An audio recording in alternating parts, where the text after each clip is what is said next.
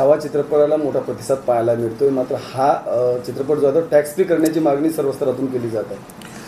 छावा हे शिवरायांचा बछडा म्हणजे संभाजी महाराज यांना दिलेली उपमा आहे।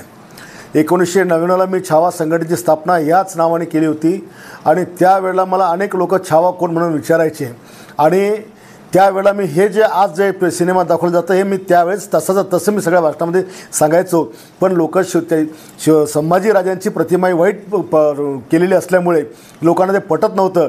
पण अमोल कोल्हेची सिरियल आणि आता ते चित्रपटातून खरे संभाजी महाराज हे आता देशाला जगाला कळायला लागलेत।